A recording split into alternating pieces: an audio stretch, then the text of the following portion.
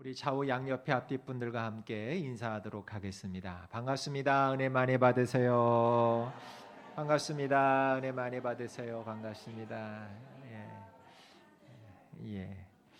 지난 한 주간 이제 한파여서 걱정 많이 했는데 우리 어르신들 그래도 낙상하지 않고 이렇게 또 건강한 모습으로 잘 나오셔서 너무 반갑고, 여러분들도 감기 걸리신 분 없이 이렇게 건강한 모습으로 뵙게 돼서 반갑습니다.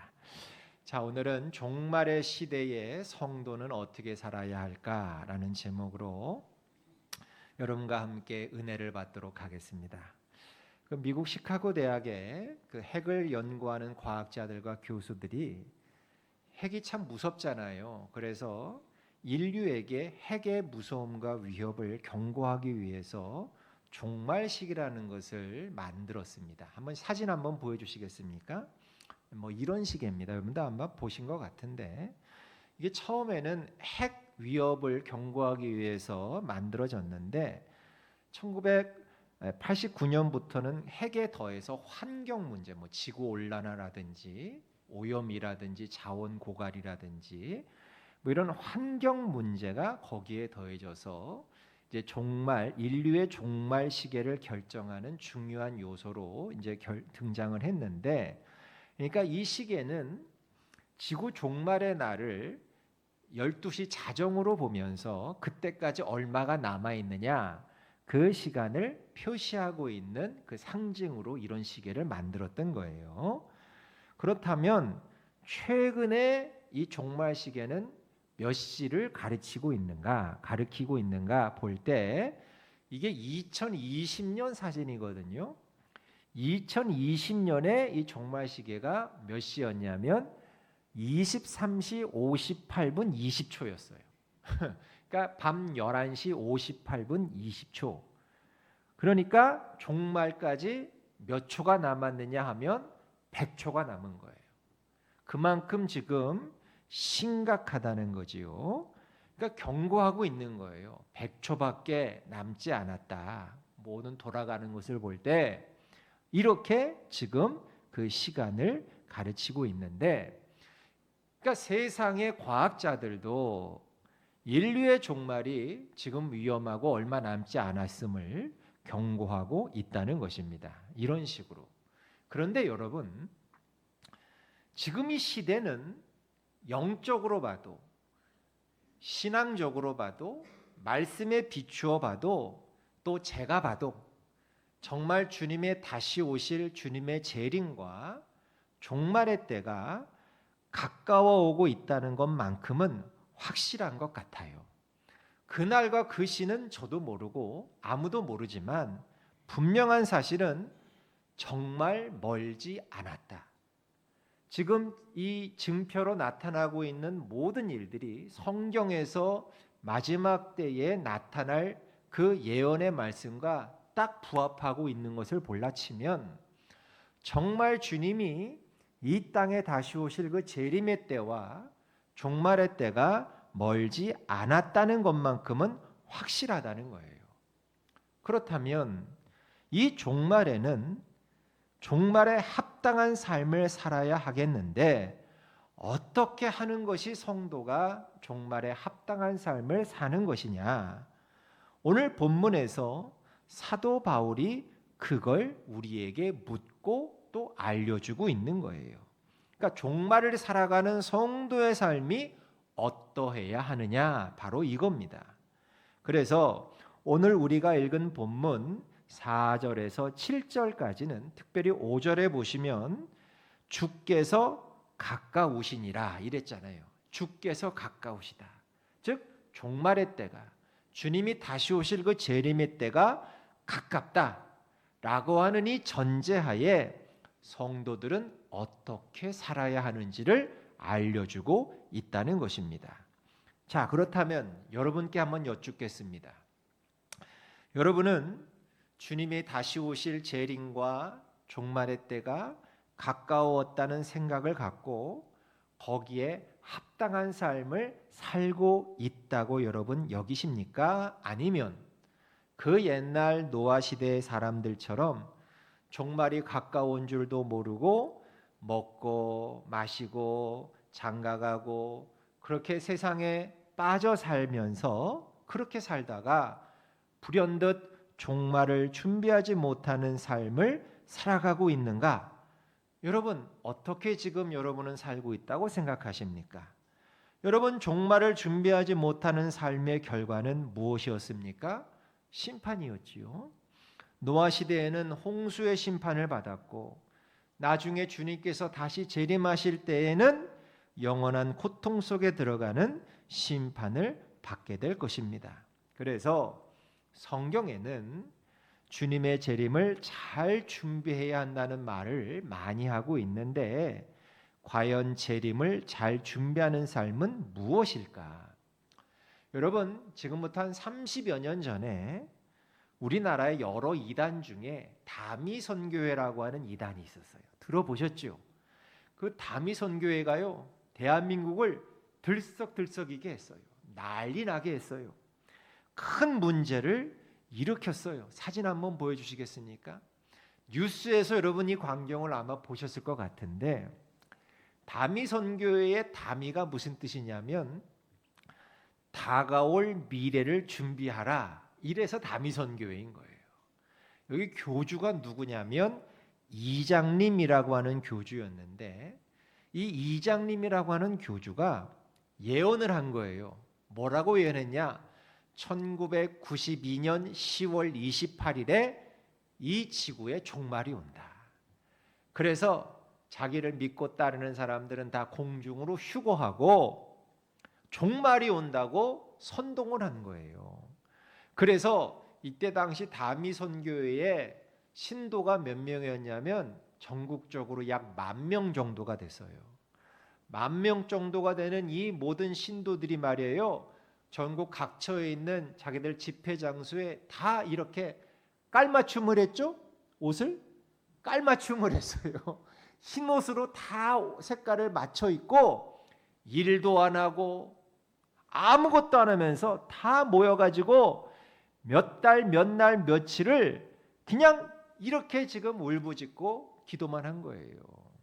그날을 기다리면서 그날 다 자기들이 공중으로 다 휴거될 것처럼 이렇게 해서 오직 모여서, 저 열광적인 분위기 보시죠? 이게 그날 당일이에요. 10월 28일. 당일날 이렇게 한 거예요. 그래서 방송국에서 방송 차량이 다 출동해서 다 촬영을 했어요. 생방송으로 진짜 그 일이 일어나나 안 일어나나. 그래서 지금 이렇게 한 거예요. 그런데 여러분, 결국 다 아시는 것처럼 이날 무슨 일이 일어났나요? 안 일어났나요? 아무 일도 일어나지 않았어요. 그야말로 아무 일도 일어나지 않았어요. 그러면 여러분, 과연 이들처럼 이렇게 하는 것이 재림을 잘 준비하는 삶일까요? 아닙니다. 아닙니다. 재림을 잘 준비한다는 말은 지금 살아가고 있는 이 삶의 현장에서 주님이 원하시는 삶을 살아가는 거예요. 그게 재림을 잘 준비하는 거예요. 언제 주님이 오시더라도 기쁨으로 맞이할 수 있는 그런 삶을 우리가 살아가는 것, 그런 점에서 우리가 종말에 합당한 삶이 무엇인지를 깨닫고 그런 삶을 실천하며 살아가는 것이 매우 중요하다는 것입니다. 그래서 오늘 말씀을 우리가 보시면서 주님의 재림과 이 종말의 시대를 잘 준비하시며 살아가시는 복된 저와 여러분 되시길 주의 이름으로 먼저 간절히 축복합니다. 첫 번째, 종말의 시대에 합당한 성도의 삶 첫 번째는 뭐냐? 우리 빨간 글씨를 다 같이 시작. 항상 기뻐해야 합니다. 이게 첫 번째라는 거예요. 종말의 시대에 우리는 기뻐하며 살아야 한다는 거예요. 우리 4절을 다 같이 시작. 주 안에서 항상 기뻐하라. 내가 다시 말하노니 기뻐하라. 여러분, 사도 바울은 주님이 가까우시니라, 주님의 재림과 종말이 가까운 시대에 성도의 합당한 삶으로 제일 먼저 기쁨을 얘기하고 있어요. 기뻐하며 살라는 거예요. 왜 기쁨이 이 종말의 시대에 합당한 삶이겠습니까? 여러분 따지고 보면 그렇잖아요. 잘 생각해 보세요. 신앙적으로 볼 때 주님이 이 땅에 다시 오시는 그 재림의 날은 우리 믿는 성도들에게는 어떤 날이에요? 가장 기쁜 날이 맞죠. 근데 지금 안 오셨으면 하는 그런 표정인 것 같아. 그러면 안 돼요. 여러분 신앙적으로 내가 정말 온전한 믿음을 갖고 있다면, 구원의 확신을 갖고 온전한 믿음을 소유한 진짜 성도라면 주님이 지금 당장 오시는 그날이더라도, 재림이 당장 지금 이루어지더라도 나는 지금 기뻐해야 돼요? 두려워해야 돼요? 기뻐해야지.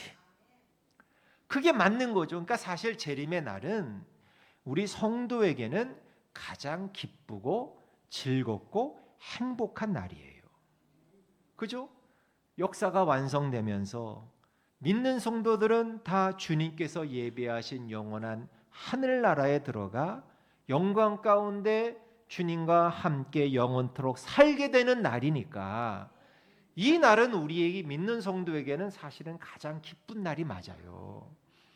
물론 믿지 않는 사람들에게는 한없이 두렵고 슬프고 안타까운 날일지언정, 믿는 자들에게는 재림의 그날은 더할 나위 없이 기쁘고 즐거운 날이라는 거예요. 여러분 우리의 이름이 지금 다 하늘나라 생명책에 다 기록된 줄 믿습니다. 조준희 기록된 줄 믿습니다. 우리 저기 전우사님 이름이 생각이 안 나냐?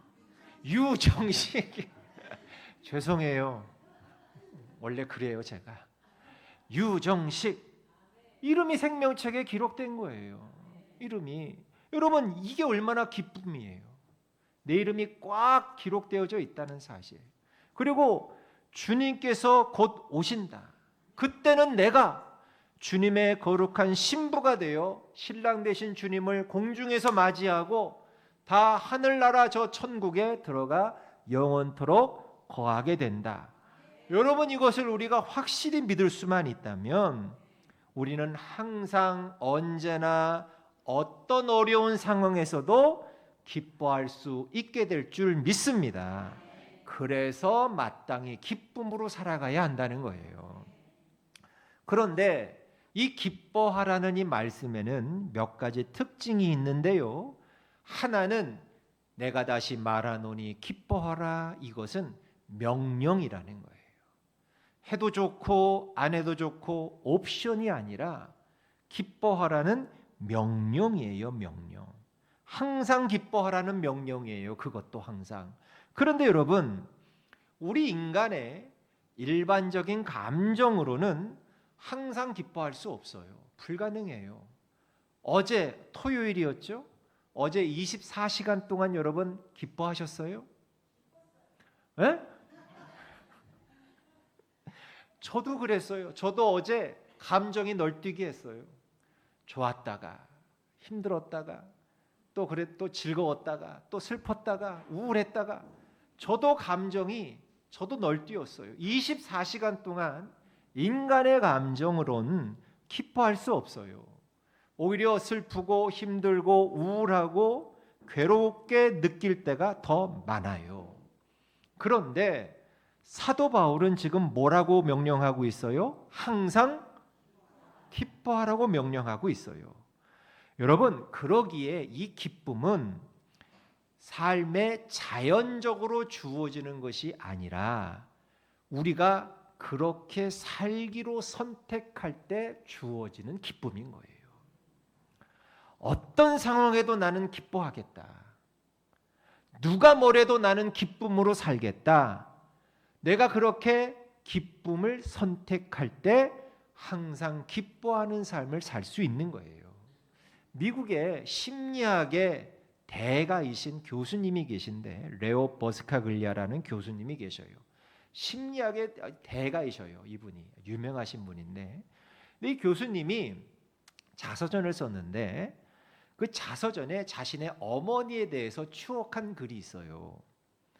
뭐라고 추억했느냐는 자신의 어머니를, 이 교수님이 아직 어린 아이였을 때 어느 날 아버지가 집에 돌아오셨는데 가족들을 이렇게 불러 모아놓고 아버지가 사업을 하셨거든요.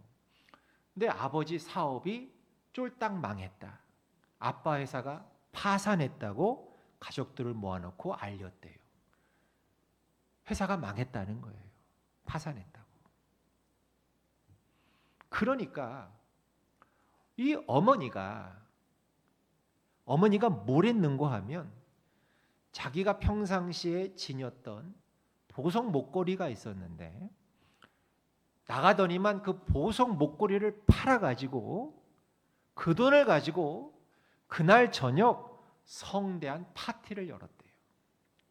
정말 그냥 상다리가 휘어질 정도로 그냥 정말 맛있는 음식을 잔뜩 차려놓고 가족들과 함께 잔치를 벌였대요. 파티를 열었대요. 그러니까 나중에 이 소식이 친척들에게 알려지면서 친척들이 다 어머니를 비난했대요. 아니, 남편이 지금 회사가 쫄딱 망해가지고 당장 내일 어떻게 살지가 막막할 텐데, 아니 목걸이를 팔아서 그 살림에 보태든지 회사에 도움을 주는데 쓰든지, 아니 그렇게 하는 게 맞지, 아니 고작 그 비싼 목걸이 팔아가지고 한 끼 먹는 것에 그 귀한 돈을 낭비했냐고 비난했대요. 그런데 이런 비난의 말을 들은 어머님이 왜 그렇게 했는지 이유를 이렇게 설명하더래요.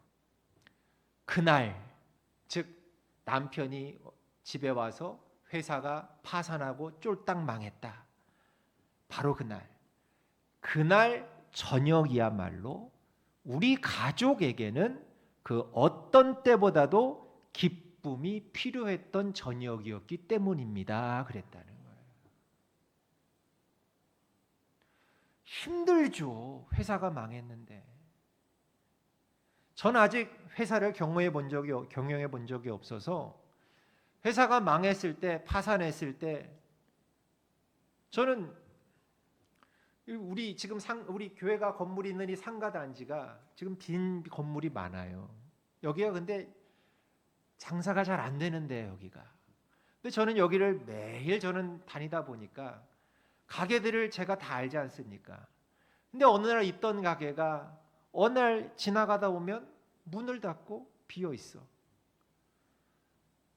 이제 그런 걸 볼 때마다 저는 저와 아무 연관이 없는 가게인데도 그걸 볼 때마다 가슴이 그렇게 아파요. 가슴이 정말 아파요. 저 사장님은 지금 얼마나 힘드실까? 얼마나 지금 가족들은 지금 힘드실까? 큰맘 먹고 대출 받고 이렇게 해서 가게 얻고 인테리어하고 재료 준비해서 이렇게 장사를 하실 때는 부푼 소망이 있었을 텐데 불과 몇 달 만에 문을 닫고 나가실 때 그 심정이 어떨까?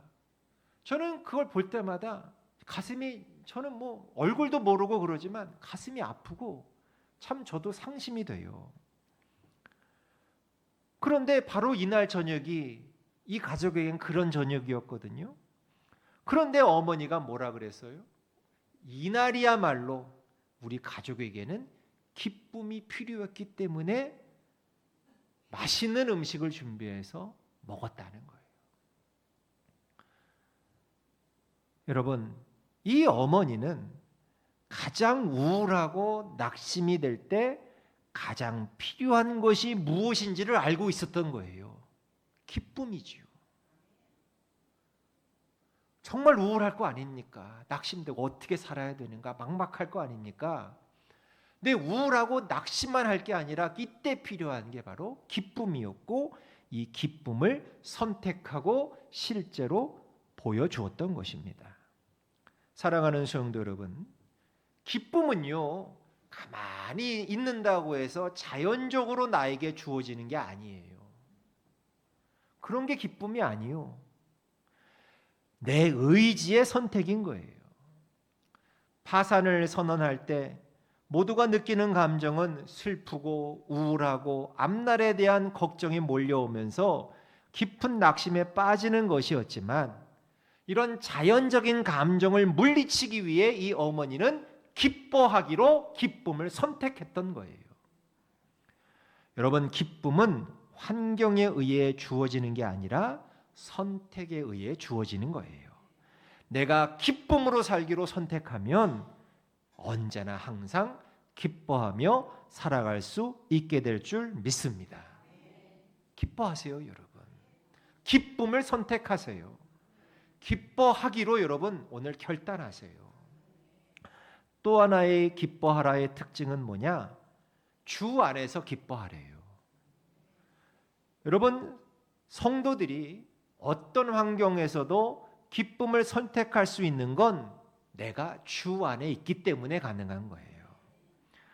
주 안에서라는 말은 많은 의미를 함축하고 있어요. 내가 주 안에 있다라는 것은 우리가 구원받은 주님의 자녀요, 자녀된 나를 우리 주님께서 인도하시고 보호하시고 승리케 하시고 축복하신다는 말이에요. 죽을 때까지 인도하신다 그랬잖아요. 죽을 때까지. 주님 안에서 구원받고 영원한 생명을 얻었다는 의미예요. 주 안에서라는 말은 주님이 세상 끝날까지 나와 함께 하신다는 말이에요.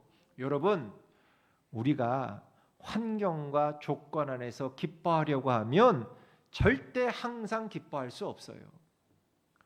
우울해. 내 주변을 보면 우울해. 힘들어. 한숨 나와. 그렇지 못한, 기뻐할 수 없는 조건과 환경이 훨씬 더 많기 때문에, 그러나 주님 안에 있으면 항상 기뻐할 수 있어요. 어떤 환경도 우리를 구원하시고 축복하시는 하나님의 사랑에서 빼앗아갈 수 없기 때문에 그렇습니다. 여러분, 항상 주님 안에 거하시며 기뻐하며 살기를 선택하시는 여러분 되시길 주의 이름으로 축복합니다. 두 번째, 종말을 사는 성도의 합당한 삶. 두 번째는 다 같이 시작. 관용을 보여야 합니다. 우리 5절을 읽어봅시다. 시작. 너희 관용을 모든 사람에게 알게 하라. 주께서 가까우시니라. 아멘. 여러분, 관용이라는 말의 뜻이 뭐예요? 남이 나에게 한 잘못 등을 너그럽게 받아들이거나 용서하는 것이 관용이에요. 여러분, 근데 왜 관용해야 된다 그랬냐? 5절을 보니까 주께서 가까우시니까 관용하래요. 이게 무슨 뜻이냐? 여러분, 가장 행복하고 가장 축복받고 가장 성공한 사람은 누구냐? 주님이 재림하실 때 주님과 앞으로 영원히 하늘나라에서 살게 되는 사람이 가장 행복하고 복받고 성공한 사람 아니겠습니까? 바로 우리가 그런 사람이라는 거예요. 내가 바로 그런 사람이라는 것을 생각하면 모든 사람에게 넓은 마음으로 관용할 수 있다는 거예요. 제가 쉽게 예를 들어 볼게요. 여러분 상상해 보세요. 한번 상상의 날개를 펼쳐 보세요. 어느 날 여러분이 밤에 잠을 주무시다가 꿈을 꿨는데 황금돼지가 수백 마리가 막 내 품으로 막 뛰어들어. 꿀꿀거리면서 황금돼지가 막 수백 마리 수천 마리가 밤새 내 품으로 막 뛰어들어. 꿈을 깼네? 기분이 좋겠어요? 안 좋겠어요? 아, 기분이 너무 좋아. 너무 좋아서 애따 기분이다 하고서 로또를 샀어. 기분이 너무 좋아서 로또를 딱 한 장 샀어. 딱 한 장 샀는데 웬일이야? 이게 1등이 당첨이 됐네? 상상이에요, 상상. 1등이 당첨이 됐는데 그 회차에 따라 하필이면 1등이 나 하나밖에 없어. 그래서 1,000억이 당첨이 됐어. 야, 설교 들을 때 이런 표정 안 나오셨는데, 야, 이게 1,000억 얘기만 해도 좋으신가 봐. 상상만 하는데도 표정이 이렇게 달라지시네. 어쨌든 여러분, 어쨌든 좋습니다. 여러분이 당첨금불에서 1,000억을 받았어. 농협에 가서 여러분 통장에 1,000억이 딱 꽂혔어. 천억에 꽂혔어. 여러분, 그 당첨금 1,000억을 받았다면 여러분에게 10만 원 돈 빌려간 사람 여러분에게 10만 원 갚아도 돼요? 안 돼요? 갚아야 돼요? 안 갚아도 돼요? 갚아야 돼? 나 같으면 갚지 마 그럴 것 같아. 왜? 난 지금 얼마 받았으니까. 나한테 1,000억이 생겼는데 10만 원 정옥경 원사님 안 갚아도 돼. 까짓 거 안 갚아도 돼. 이주민 집사님 100만 원 안 갚아도 돼. 그깟 거 안 갚아도 돼. 왜? 나한테는 지금 얼마가 생겼으니까. 1,000억이 생겼으니까. 우리가 왜 다른 사람에게 관용을 베풀어야 됩니까? 여러분, 우린 로또 1등 1,000억과는 비교도 되지 않는 구원의 은혜를 받아 누리고 있잖아요. 비교가 됩니까? 1,000억하고? 구원의 은혜가 내 죄 사함 받고 구원받아 하나님 자녀가 되고 장차 나를 위해 준비된 하늘나라에서 영광 가운데 영생을 누리게 되는 이 복이 1,000억과 비교가 됩니까? 이 땅에서 또 하나님의 은혜와 사랑을 우린 받으며 누리며 살고 있잖아요. 여러분, 이것만 생각하면 아무리 섭섭마귀가 강하다고 해도 이길 수 있는 거예요. 아무리 누가 내 속을 홀라당 뒤집어 놔도 관용을 베풀 수 있는 거예요. 다윗 있잖아요. 다윗이 자기를 질투하는 사울 왕이 군사를 보내서 다윗을 죽이려고 하잖아요. 10년의 세월 동안을 집에도 못 들어가고 산으로들로 도망치잖아요. 하루하루가 얼마나 힘들고 고단하겠습니까? 사울 생각만 해도 이가 갈릴 것 같은데 그런 와중에 다윗이 사울 왕을 2번 살려줘요. 다윗과 부하들이 동굴 속에 숨어 있었는데 사울 왕이 추격해 오다가 용변이 마려워서 다윗이 숨어 있는 동굴 속으로 혼자 들어와요. 그것도 앞으로 걸어 들어오는 게 아니라 엉덩이부터 들이밀고 뒤로 걸어 들어와요. 그러니까 동굴 속에 있던 다윗과 부하들은 그냥 쓱 칼만 찌르면 끝나는 거야. 고생 끝, 행복 시작이야. 그런데 다윗이 사울을 그냥 내보내줘요. 또 어느 날은 밤에 잠들어 있던 사울 죽일 수 있었는데도 살려줘요. 2번씩이나 다윗이 사울 왕에게 관용한 거지요. 이게 관용이지요. 잘못한 사람을 용서해 주는 거 관용이지요. 왜 다윗이 사울에게 이런 관용을 베풀어 줄 수 있었나? 그 이유도 하나님이 자신을 사울 왕의 뒤를 이을 이스라엘의 왕으로 세워주실 것을 믿었기 때문에, 장차 하나님께서 나를 이렇게 세워주실 것을 알고 믿었기 때문에 관용을 베풀 수 있었던 거예요. 그렇잖아요. 그래, 내가 너 용서한다. 내가 너 살려준다. 너 나한테 이렇게 잘못하고 있지만 나는 왕이 될 사람이야. 내가 너 용서한다. 관용을 베푼 거예요. 요셉이 자신을 애굽의 노예로 죽이려고 하고 팔아버린 형들 있잖아요. 나중에 그 형들이 곡식을 구하러 요셉에게 찾아오잖아요. 국무총리 된 사실도 모르고. 얼마나 믿고 얼마나 원망스럽겠습니까? 아직 어린 소년이었을 때 형들이 죽이려고 하고 팔아버리려고 해서 온갖 고생을 다 겪었던 거 아닙니까? 그런데 그 형들을 요셉이 용서하잖아요. 끌어안잖아요. 관용을 베푼 거지요. 왜요? 요셉은 하나님이 자기를 사랑하시고 자기를 장차 하나님 나라를 위해서 귀하게 사용하실 것을 알고 믿었기 때문에 형들을 끌어안을 수 있었던 거예요. 관용했던 거지요. 관용했던 거. 사랑하는 성도 여러분, 우리가 그렇다는 거예요. 우리도 요셉처럼 또 다윗처럼 이렇게 하나님이 나를 사랑하시고 나를 귀하게 사용하시고 나를 위해 천국을 예배하셨음을 이 복을 우리가 지금 소유하고 있음을 안다면 내 속을 뒤집어 놓는 그 사람, 나를 힘들게 하는 그 일에 대해서도 우리는 관용할 수 있다는 것입니다. 여러분 힘드시지요? 사시는 게 쉽지 않죠? 힘들고 어려우실 때마다 이 주님을 바라보시면서 열심히 사시길 바랍니다. 속상하고 억울할 때마다 다시 오실 주님 소망하시고 하늘나라 소망하시면서 관용하시고 용서하시길 바랍니다. 이게 바로 종말의 때를 살아가는 성도의 합당한 삶인 줄 믿습니다. 마지막 종말을 사는 성도의 합당한 삶은 세 번째, 시작. 모든 일에 기도와 간구를 드려야 합니다. 우리 6절 시작. 아무것도 염려하지 말고 다만 모든 일에 기도와 간구로 너희 구할 것을 감사함으로 하나님께 아뢰라. 아멘. 여러분, 종말을 살아가는 성도의 합당한 삶으로 기도와 간구 두 가지를 얘기하고 있어요. 기도는 뭐냐? 하나님을 예배하고 하나님과 교제하는 게 기도예요. 간구는 뭐냐?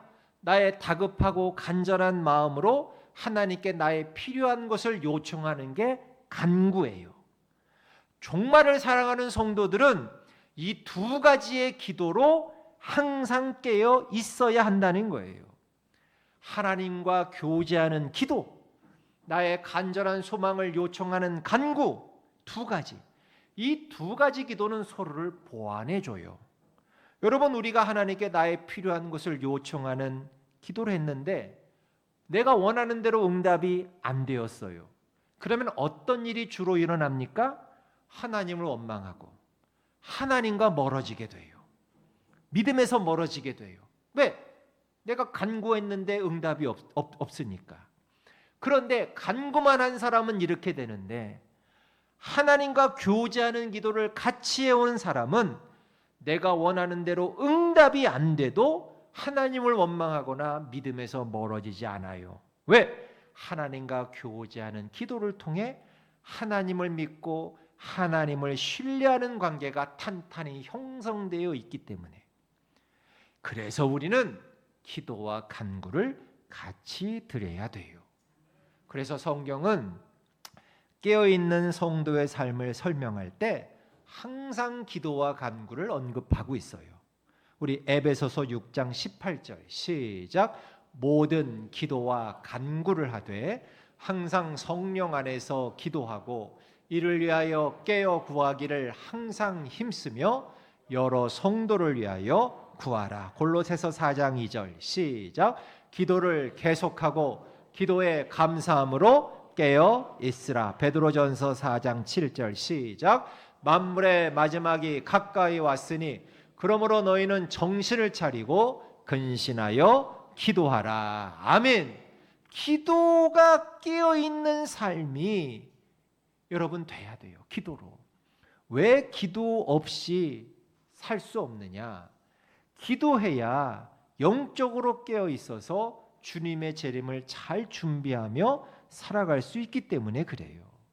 기도해야 하나님으로부터 은혜를 공급받고 지혜를 공급받고 능력을 공급받아 내 영이 깨어있게 돼서 죄로부터 우리가 구별된 삶을 살 수 있게 되고 어떻게 사는 것이 하나님이 기뻐하시는 삶을 사는 것인지 잘 분별할 수 있게 되어서 끝까지 승리의 길을 걸어갈 수 있기 때문에 우리는 항상 깨어 기도해야 될 줄로 믿습니다. 오늘 이 세 가지 항상 기뻐하세요. 어떤 상황에서 나는 기뻐하겠다. 기쁨을 선택하신 여러분 되시길 바라고 관용하세요. 나에게는 구원과 천국이 예비되어 있다. 나 이런 로또보다 더한 복을 받은 사람이다. 이렇게 생각하셔서 여러분 관용하시고 또 항상 깨어 기도하심으로 말미암아 종말의 삶을 잘 준비하며 살아가시는 우리 복된 우리 하남성교회교회 모든 성도님들 되시길 주의 이름으로 간절히 축원합니다.